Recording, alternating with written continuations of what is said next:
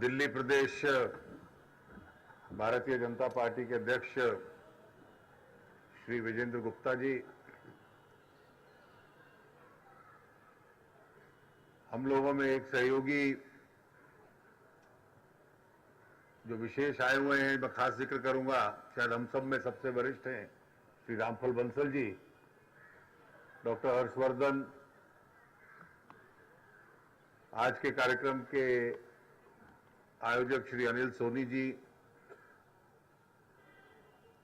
बालाजी, श्री दिखपाल जी, party के तीनों सचिव जो मंच पर मौजूद हैं, भूपेंद्र यादव, आरती जी, वानी त्रिपाठी जी और मित्रों,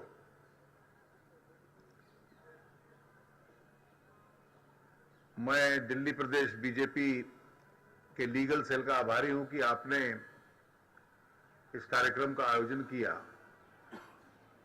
अपने सदस्य और सहयोगी इतनी बड़ी मात्रा में यहां आए हैं और जिस विषय पर आपने आज चर्चा की कि ये 2G स्पेक्ट्रम को लेकर जो भ्रष्टाचार है,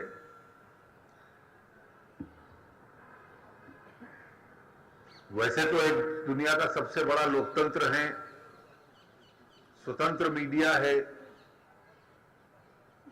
बातचीत करने का, अपनी बात कहने का पूर्ण अधिकार है,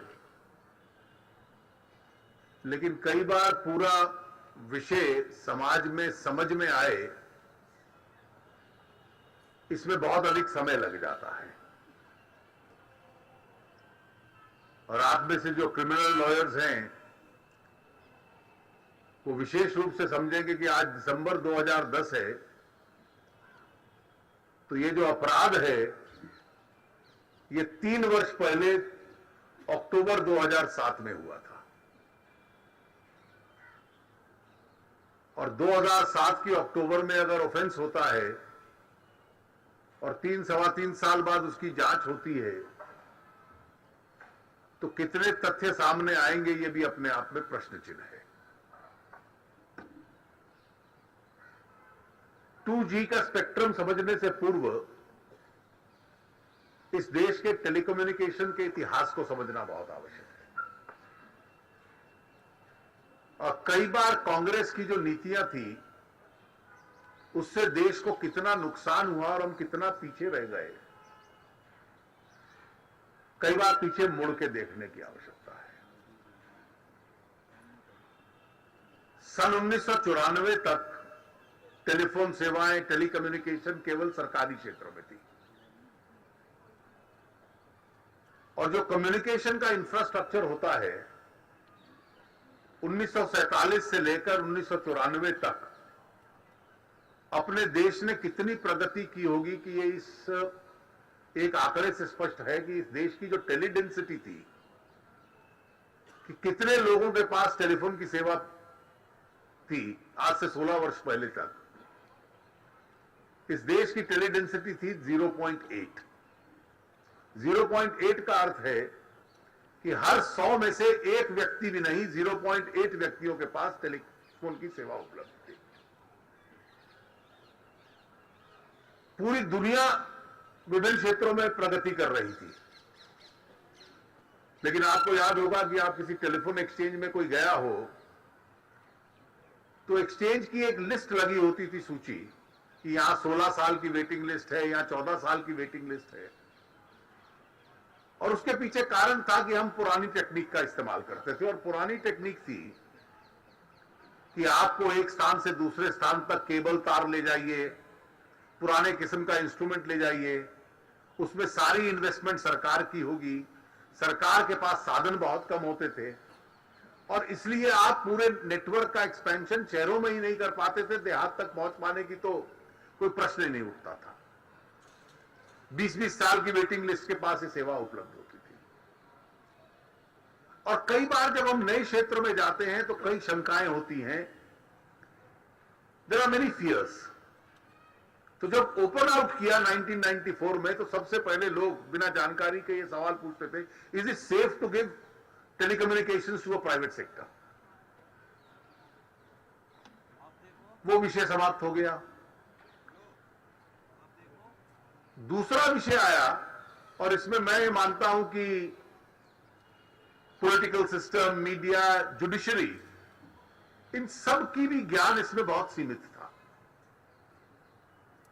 सबको लगता था कि इस प्रकार की सुविधा देने के लिए सरकार की कमाई कितनी बढ़ जाए, ये एक रेलेवेंट चीज होनी चाहिए। और 94 में जो नीति सरकार ने बनाई, उन्होंने कहा कि हर ऑपरेटर से लाइसेंस फीस लो। अगर आप टेलीफोन सेवा देना चाहते हो तो आप 5,000 करोड़ 4,000 करोड़ रुपया लाइसेंस फीस दो। अब जितने ये ऑपरेटर्स थे, ये फिलैंथ्रोपिस्ट तो थे नहीं, ये कोई परोपकार का काम नहीं करने आए थे, व्यवसाय करने आए थे। तो जब 5,000 करोड़ सरकार को देना पड़ेगा, तो वो जितने उपभोक्ता थे, कंज्यूमर से, उनसे रिकवर करते थे। तो जब सेवा आरंभ हुई तो उसकी कीमत होती थी 1 मिनट की सेवा का 16 रुपए, और जो रिसीव करेगा उसको उससे आधा देना पड़ेगा। तो किसी ने अगर आपके फोन पे टेलीफोन कर दिया और 2-4 मिनट बात हो गई तो 8 रुपए मिनट के हिसाब से एक फोन आ गया, आपको पैसे देने पड़ेंगे। It was illogical. Equally illogical was that Somnath Chatterjee was the chairman of the Public Accounts Committee. He said the system must continue. The then Chief Justice of Delhi High Court, without understanding the subject, heard a public interest litigation. The government is earning so much, why should it give up that revenue? जब वाजपेयी जी की सरकार आई तो हमने एक national telecom policy बनाई 99 की, और जितना भी इल एडवाइज जुडिशियल ओपिनियन था, कुछ पॉलिटिकल ओपिनियन था, तो पहला निर्णय लिया कि इस लाइसेंस फी को समाप्त किया जाए, और लाइसेंस फी समाप्त करने के बाद रेवेन्यू शेयरिंग में आप आ जाइए।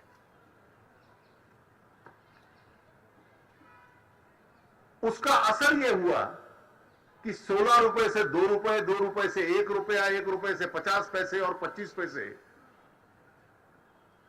और अचानक उस एक निर्णय की वजह से इस देश के अंदर टेलीकम्युनिकेशन की क्रांति आ गई। जब 25 पैसे और 50 पैसे और 1 रुपए में टेलीफोन सेवा उपलब्ध होने लगी और इनकमिंग फ्री हो गया,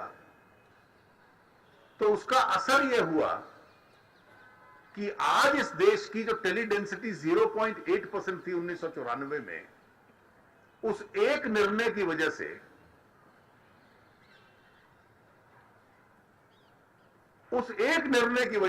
कल्पना कीजिए कि 14 साल में, 16 साल में हम कहां पहुंचे हैं। We have today a tele density of almost 65%।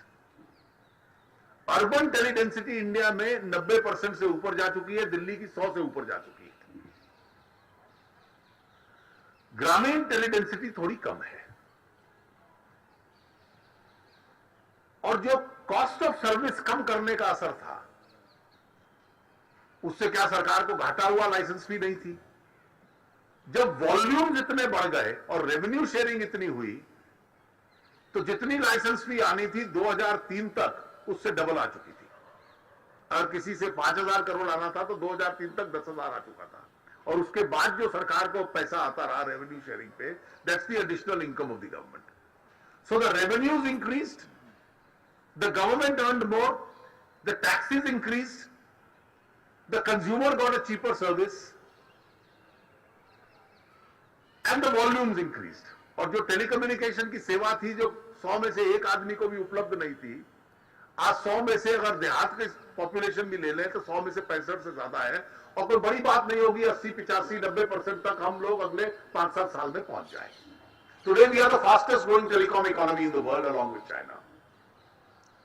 तो this was a success story. अब इसमें दूसरी दिशा में चल रहा था कि टेक्नोलॉजीज वर कन्वर्जिंग। पहले लगता था कि मोबाइल फोन तो अमीर आदमी का फोन है। अचानक जो टेक्नोलॉजी की कीमत कम होने से हुआ कि मोबाइल फोन सस्ता है, तार डालना और उसके बाद लैंडलाइन ले जाना ये ज्यादा महंगा है, तो वो कल्पना भी टूटी। अब मोबाइल कंपनीज गांव तक नहीं जा पाती थी, तो लैंडलाइन की जो कंपनीज थी, उन्होंने एक सर्विस बनाई जिसमें लास्ट एक्सेस जो था, कि आप गांव में या किसी केंद्र डिस्ट्रिक्ट तक केबल के माध्यम से चले जाएं, और आखिरी एक्सेस जो होगा वो वायरलेस सिग्नल से होगा, जिसको वायरलेस इन लोकल लूप कहते थे। उसमें गांव-गांव, गली-गली, मोहल्ले में तार ले जाना आवश्यक नहीं था, लास्ट एक्सेस वायरलेस से हो जाता था। अब वो सीमित रखा, बाद में लगा कि सीमित रखा है, लेकिन टेक्नोलॉजी आ गई जो स्विचिंग सिस्टम से उसको अनलिमिटेड कर रही है मोबिलिटी को। तो अंत में हमने निर्णय लिया जब वाजपेयी जी की सरकार थी कि दोनों टेक्नोलॉजीज एक हो चुकी हैं और टेक्नोलॉजी कितनी कन्वर्ज कर गई है कि ये आपस में डिफरेंस रखना इसका मीनिंगलेस है, तो एक यूनिफॉर्म लाइसेंस होना चाहिए। तो 2003 में एक अंतिम निर्णय वाजपेयी जी की सरकार ने कहा कि both technologies are the same. आज कोई मोबाइल फोन जीएसएम की है या सीडीएमए की है, आपकी जेब में मोबाइल फोन होगा, आपको कल्पना भी नहीं होगी दोनों में से कौन सी टेक्नोलॉजी है, because both have converge, both have the same user, both have the same charges. इस परिस्थिति के बाद आरंभ में जो प्लेयर्स थे हर क्षेत्र में, सरकारी प्लेयर्स थे, वीएसएनएल, डीओटी, एमटीएनएल बड़े शहरों में, दिल्ली मुंबई में, और 3-4 प्लेयर्स थे जो बाकी देश भर में थे। अब मौजूदा स्थिति, इसलिए हम लोगों ने कहा जांच करनी है, आरंभ से कर लीजिए। आपको 99 की टेलीकॉम पॉलिसी की जांच करनी है, आप कर लीजिए। अगर हम ना बदलते तो शायद 16 रुपए और 8 रुपए और 12 रुपए का कॉल होता और ये कभी सेक्टर सफल हो ही नहीं सकता था। There be no success story of the telecom sector. Today the revenues earned are much more, the service is cheaper, the whole market dynamics changed. 2004 में जब सरकार बनी तो उसके बाद ये सरकार यूपीए की ये निर्णय करती रही कि किसी प्रकार से हम लोगों को और खिलाड़ियों को लाना है। हमें इसमें कोई इतराज नहीं था। अब टेलीकम्युनिकेशन लाने के लिए 2001 में कई बार आप फोन कर रहे होते हैं तो कॉल ड्रॉप हो जाता है, कट जाता है, क्योंकि स्पेक्ट्रम की कमी रहती है। अब स्पेक्ट्रम एक नेशनल एसेट है, सरकार की संपत्ति है। डिफेंस मिनिस्ट्री को अपने वायरलेस ऑपरेशंस, अन्य एक्टिविटीज के लिए प्राथमिकता उनको मिलती है, रेलवेज को मिलती है, और इसलिए यह प्रयास होता है कि यह स्पेक्ट्रम जो प्राइवेट टेलीकॉम कंपनीज को चाहिए उनको भी देना पड़ेगा। 2001 में जब हमारी सरकार थी और यह सेक्टर आरंभ हो चुका था, it started well after initial experimentation. तो उस वक्त स्पेक्ट्रम हर सर्कल में ऑक्शन किया गया, और कोई 26-27 सर्कल्स हैं पूरे देश में, और अगर हर सर्कल में, क्योंकि हर ऑपरेटर चाहता है कि पूरे देश में उसकी सर्विस हो, तो कुल जोड़ ले तो नेशनल लाइसेंस अगर उसका बना ले सबको जोड़कर हर सर्कल के लाइसेंस को, तो 2001 में स्पेक्ट्रम एलोकेट करना, उसकी कीमत बनी 1651 रुपए पूरे नेशनल लेवल पर अगर कोई लेता है। जब 2007 में यूपीए की सरकार ने सोचा कि let's have an open licence, और खुले लाइसेंस में जितने खिलाड़ी आना चाहे आ सकते हैं, लेकिन स्पेक्ट्रम सीमित था, इसलिए 1000 खिलाड़ी तो आ नहीं पाएगा। तो इन्होंने क्षमता असेस की कि कम खिलाड़ी आ पाएंगे। They knew, but they did not disclose how many. सितंबर 2007 में इन्होंने कहा कि ओपन लाइसेंस के लिए जो नए खिलाड़ी आना चाहे अपनी एप्लीकेशन दे दें। कुछ लोगों ने एप्लीकेशन दे दी और इन्होंने कहा कि 1 अक्टूबर 2007 तक जो लोग एप्लीकेशन देना चाहते हैं, that is when the whole colossal fraud begins. और आप लोग क्योंकि वकालत के पेशे से संबंध रखते हैं, आपको बहुत समय नहीं लगेगा इसको समझने में। 1 October 2007 was the date by which applications were invited. Several applications came. अब जितने लोग आए हैं तो उनको कैसे दोगे आप? अब बहुत इंटरनेशनल प्लेयर्स आए, बहुत बड़े प्लेयर्स आए, क्योंकि एफडीआई इसमें 74% तक अलाउड है। 1 अक्टूबर तक एप्लीकेशंस मंगवाई, लोगों ने 1 अक्टूबर तक दी 2007 में। एप्लीकेशंस लेने के बाद मिनिस्टर साहब ने एक ऑर्डर पास किया कि जो 25 सितंबर से पहले आई हैं उनको कंसीडर करूंगा, जो 25 सितंबर और 1 अक्टूबर के बाद है उसको रद्द कर दो।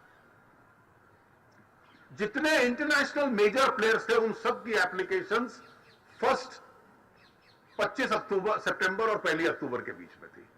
Nobody applies on the first day. लेकिन जो इनके मित्र लोग थे उनको कहा हुआ था बाद में मैं पॉलिसी बदल दूंगा, आप पहले डाल दीजिए। तो इंटरनेशनल मेजर्स जितने थे they all got disqualified because any application after 25th September is not to be considered. And who are the people who had applied before 25th September? Most of them were real estate people. अब real estate का कोई telecommunication का experience नहीं था।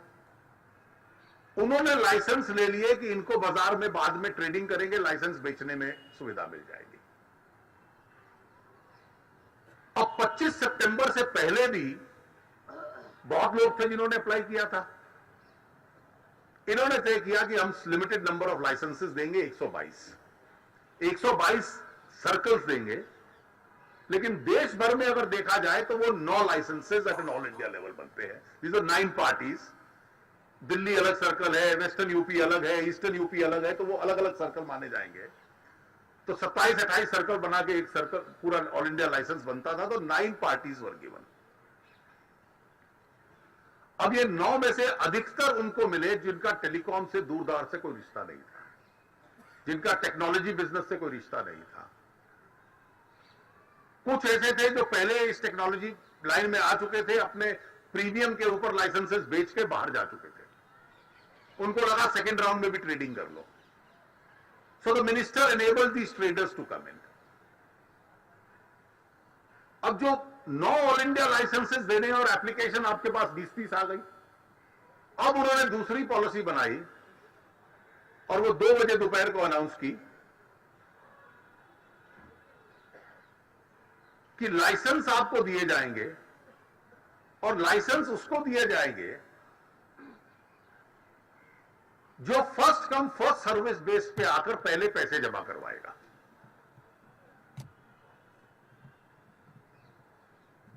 तो दोपहर के 2 बजे डीओटी के दफ्तर के नीचे एक आदमी वो जो लोग थे जिनको ऑफर देनी थी वो लेकर आ गया।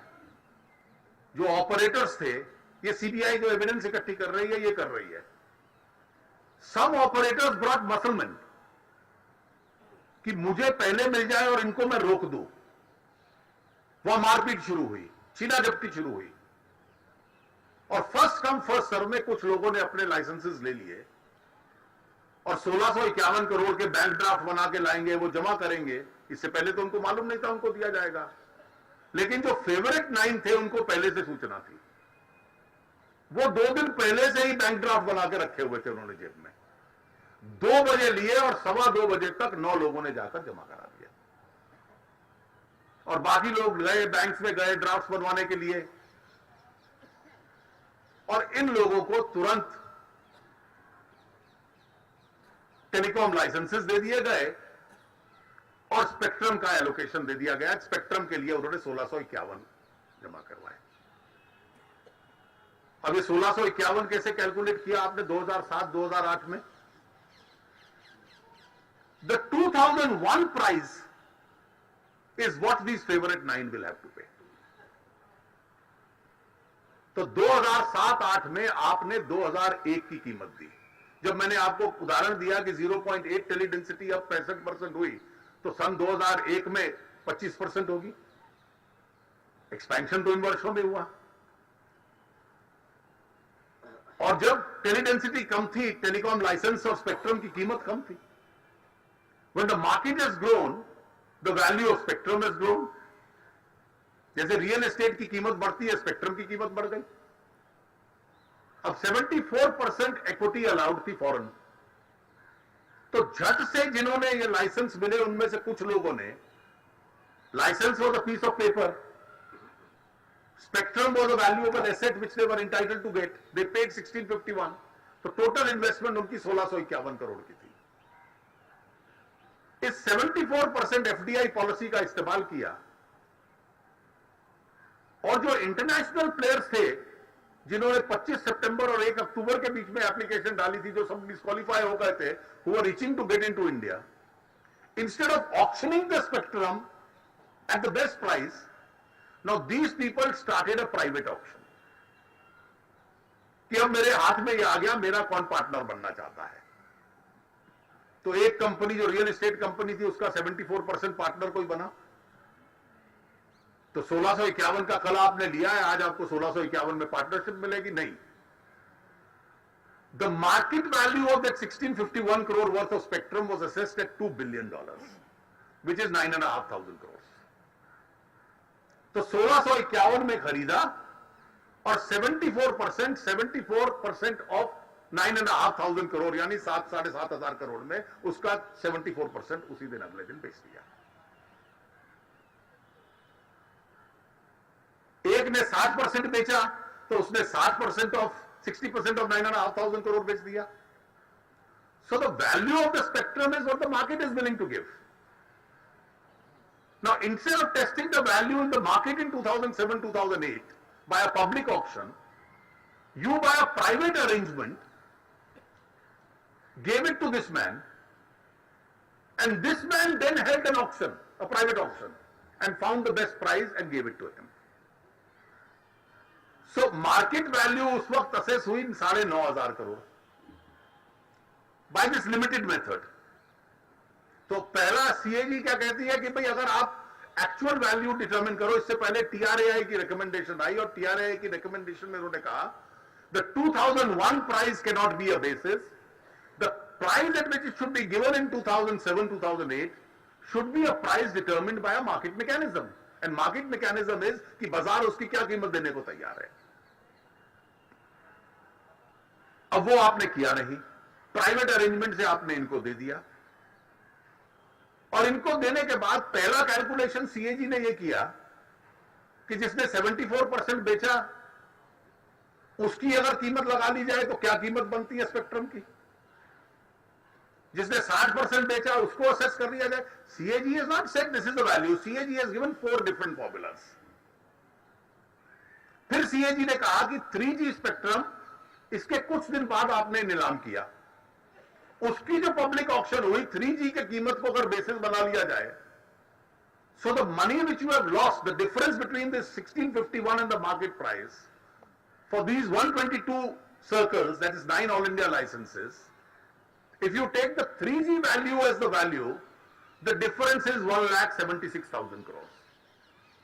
If you take the 74% player, the difference is 68,000 crores.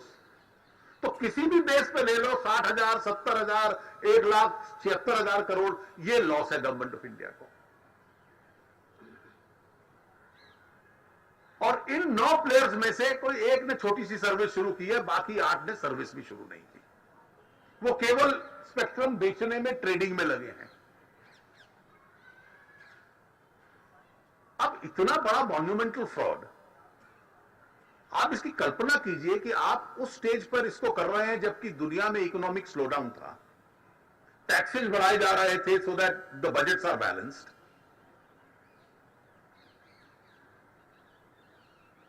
हमारा फिस्कल डेफिसिट स्काई हाई था, fiscal deficit could have come down by 2 to 3% if this public asset had not been converted into a private profit. और आपने इस telecom revolution को, जिसके glorious aspects मैंने आपको बतलाए कि how we have increased the tele density, how we expanded the service, how we merge the 2 technologies and convert them into one, you allowed this corrupt practice to take on. Now the tragedy is कि evidence इतनी खिलाफ है, और कोई भी आदमी अगर आपको एक क्रिमिनल केस डिफेंस करने का मिल जाए कि आपने पब्लिक एसेट एक बेचा 1651 करोड़ में और बाजार में उसकी कीमत 10 गुना ज्यादा है, 20 गुना ज्यादा है, तो section 13(1)(d prevention of corruption act, it's an open and shut case causing wrongful loss to the government of India and a profit to private parties. This is criminal misconduct for which you did it. हम 2.5 साल से इसको 2 साल से लेकर जब से ये दिए गए, तब से लेकर संसद में, जब से पहले चुनाव था, चुनाव के दौरान इसको उठाया। मुझे याद है कि मेरा पहला भाषण 23 जुलाई 2009 को था इस विषय पे, 1.5 पौने 2 साल हो चुके हैं। 3 दिन बहस चली। और दुर्भाग्य इस बात का है that the prime minister is a complete prisoner of coalition politics. अगर मैं कार्रवाई करता हूं डीएमके के एक मंत्री के खिलाफ, तो डीएमके सपोर्ट विड्रॉ कर लेगी, लोकसभा में मुझे 3 सदस्यों का बहुमत है। इसलिए every statement he has made till today is to defend well the minister has gone by the past practice. They would make vague and false statements of this kind. आपको you are unable to get any, the whole idea is allow a discussion once in parliament and be done with. The danger in a parliamentary discussion is that you discuss it once, the issue is talked out, and next day people forget about it. But who will investigate this matter?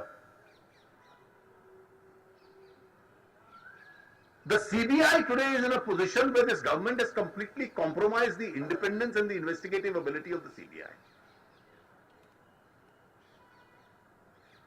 The CBI today is used to cover up cases against UPA leaders, to harass opponents, but there is a third category also. कुछ ऐसे हैं जिसमें Samajwadi party BSP आते हैं, उनके नेताओं के खिलाफ एक तलवार लटकाई रखी है। जब कभी वोट चाहिए हो उनका, तो सीबीआई सुप्रीम कोर्ट में एक फ्रेंडली एफिडेविट दे देती है। जब कैश फॉर वोट्स हुआ तो मुलायम सिंह जी के डिस्प्रपोर्शनेट एसेट के केस में उन्होंने कहा हम इसको दोबारा रिकंसिडर कर लेंगे। जब कट मोशन हुआ लोकसभा में, सुषमा जी ने डाला, तो उन्होंने कहा बीएसपी के मायावती जी के खिलाफ हम रिकंसिडर करेंगे डिस्प्रपोर्शनेट एसेट का केस। वोट दोनों बार उनका लेकर फिर रवैया बदल लिया, तो इस बार दोनों टमके लगे हुए हैं। मतलब it's a tragedy that parliamentary votes are held in parliament, but the fate of that vote is decided by CBI affidavits before the Supreme Court. And I hope the Indian judiciary starts seeing through it rather than being gullible. The fate of parliamentary votes has been decided in the corridors of the court. He sends a note to the law ministry that allocation of 2G spectrum in this manner is a matter of government policy, and both CAG and CBC have no power to discuss this issue. Policy matters are beyond them. अगर कोई government policy is fraudulently prepared with the idea of a corrupt motive to cause loss to the government, now CBC and CAG should be helpless. Some joint secretary in the law ministry returns a convenient opinion. Yes, the courts can't go into, even courts can't go into policy, therefore CBC and CAG can't go into policy, even if it's for a corrupt purpose. अब उसने CBC बनने से पहले ये opinion लिया. This is what he thinks is the function of the CBC. And both these matters, the pendency of the case before him, against him, and his approach to the powers and jurisdiction of the CBC and CAG are not brought before the collegium which appoints him. It comprises of the Prime Minister, the Home Minister, the Leader of Opposition and the Lok Sabha. Sushma ji had some idea, she dissented. वो dissent record पे है। आप बिना ये तथ्य बनाए हुए कि this man is being prosecuted for corruption, you appoint him the central vigilance commissioner. अब इन दोनों संस्थाओं की आपने ये हालत कर दी। कोलिशन पॉलिटिक्स है कि आपको इन्वेस्टिगेशन उनके खिलाफ होने नहीं देंगे। So the idea is let's get a retired जज and he will look into it. Now I am completely disappointed, disillusioned with this institution of retired judges. In fact, we have taken a position as a party that the government wants the age of High Court judges to be increased from 62 to 65. I told the law minister we'll consider supporting it provided there is an accompanying amendment that no jobs will be given after retirement to judges. You have used this instrument of giving jobs on retirement and immediately on retirement. And these seriously compromise the independence of judiciary. You got a retired judge to give the Liberan Commission report. This government is not in a position to act on one word of what he has written. You got a retired judge, Justice Banerjee, to write that report on that Gujarat Sabarmati Express case. He said the car sevaks have set the train on fire themselves. Any serious man cannot but laugh at that report. And suddenly you say now 2G spectrum. Now what will this retired judge look into it? In the meeting of opposition leaders and all parties with the government, I said, what are the issues? Now look at what these tapes have come out with. That the telecommunication portfolio must be given only to one particular party. Within that party, it must be given to only this man and not anyone else. कल को कोई पूरी conspiracy इस पे लिखे या पुस्तक लिखे या कोई चार्जशीट बनाए. So the conspiracy starts with that there is a corporate lobby, there are structured lobbies. The telecommunications portfolio must be given only to a particular party and not to anyone else in the coalition politics. Within that party, it must be only given to A and not to B. So the Prime Minister is a prisoner of coalition politics, he will give it only to one person. That man prepares a policy. The policy is tailored to help 7 people, most of them real estate dealers. In the implementation of that policy, a complete fraudulent exercise takes place. And a huge loss is covered. And then you have the Prime Minister presiding for the last 3 years over the cover-up. Oh, the Public Accounts Committee. A Public Accounts Committee जो है, वो सिर्फ controller और auditor general की report देखती है. CAG is the internal auditor of the government. He deals with auditing, accounting, profit loss issues.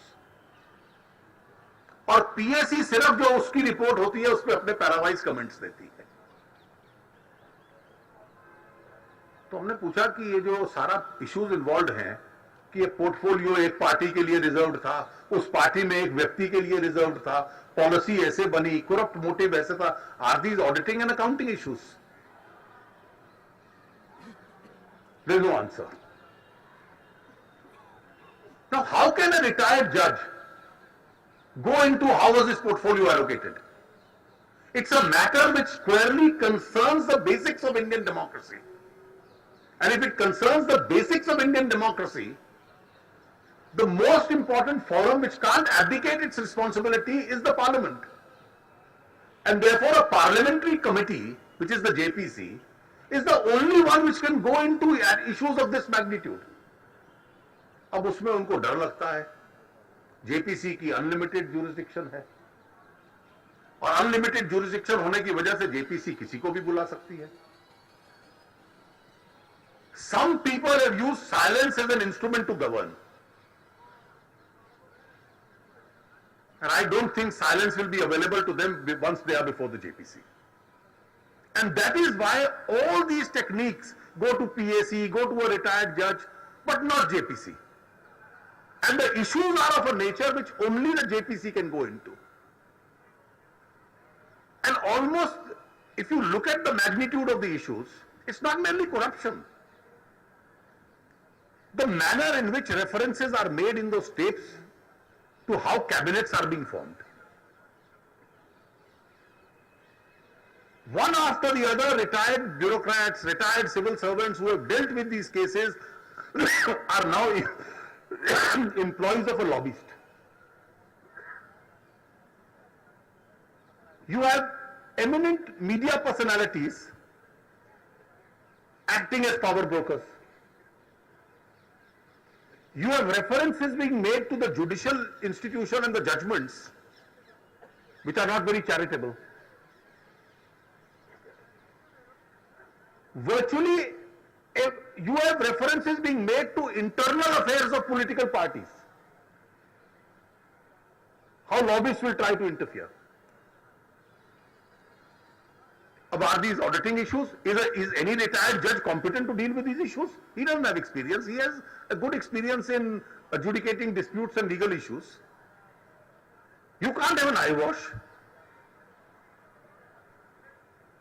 And today the magnitude of these issues is such that the only institution which is capable of going into these issues, and that's the parliament. Now parliament, all 800 members can't sit together, so you have a joint parliamentary committee of 20-30 members, which will go into each of these issues and pause and look at what the health of each institution is. There may be some overlapping issues with the PAC. We can live with overlapping. But this really relates to every institution. अच्छा, सरकार को लगता है कि एक बार parliament का session सोमवार को समाप्त हो जाएगा, ये इशू अपने आप ठंडा हो जाएगा.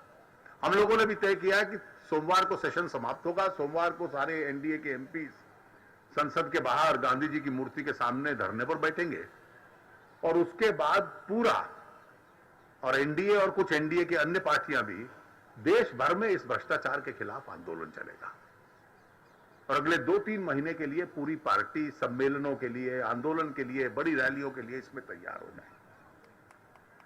इसमें हम लोग समझ लें कि आज जो राजनीतिक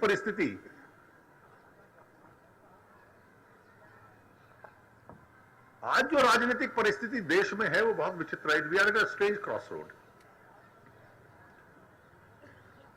Till a few weeks ago, I used to say we have to prepare for the 2014 general elections. Today, I am not willing to say with any element of certainty or confidence that the next election will only be 2014. I don't think a government which is almost tripping by the day can sustain 3.5 years or 4 years which are left.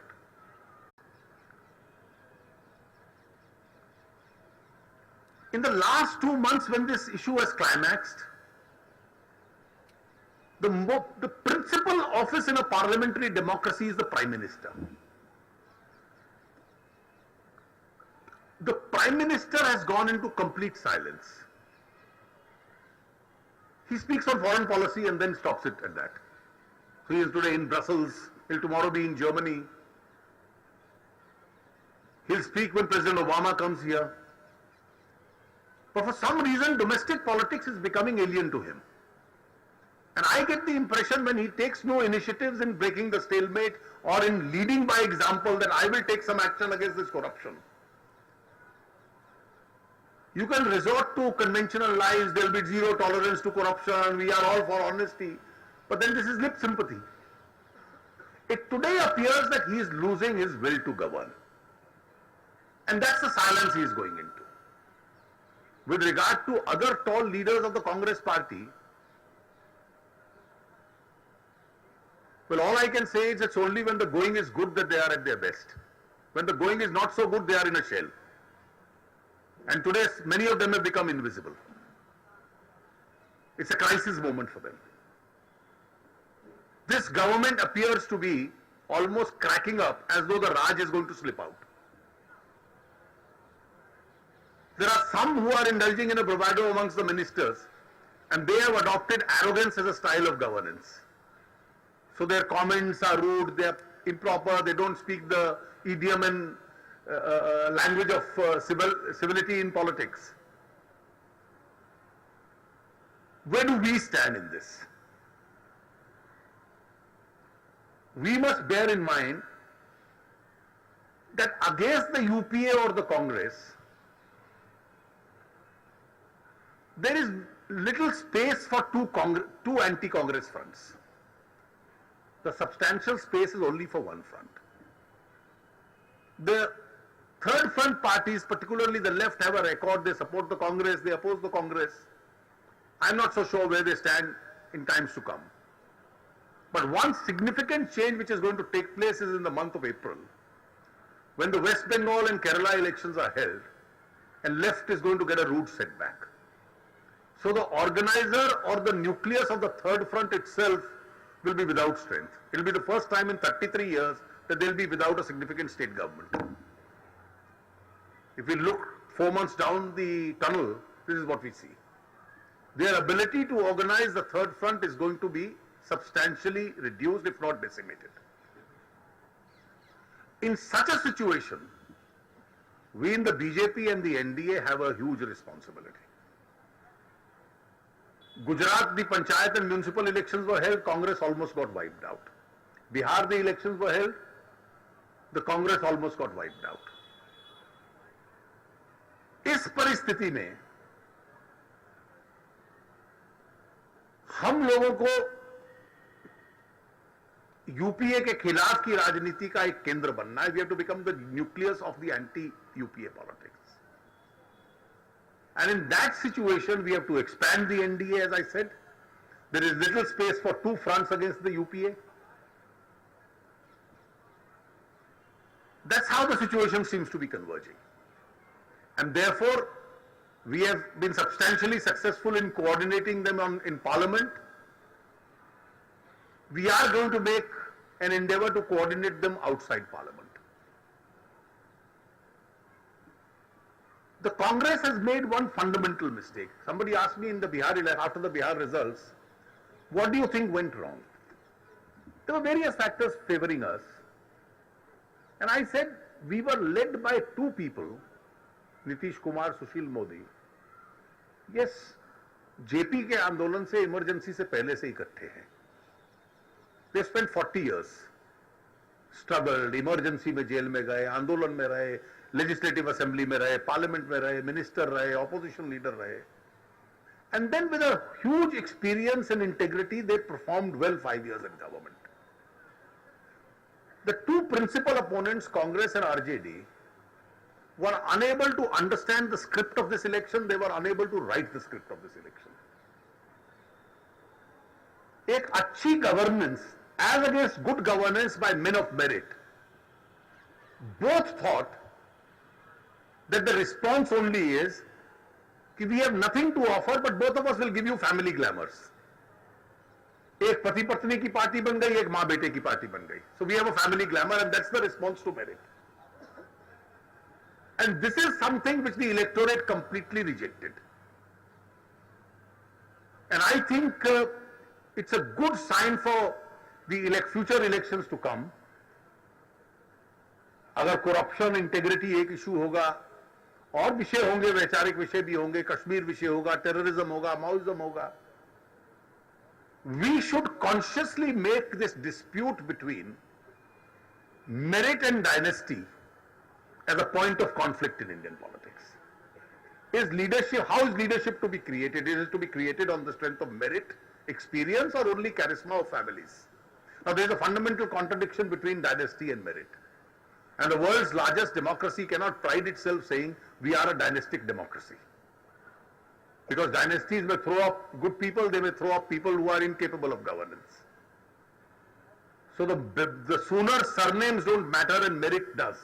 Bihar has shown the way.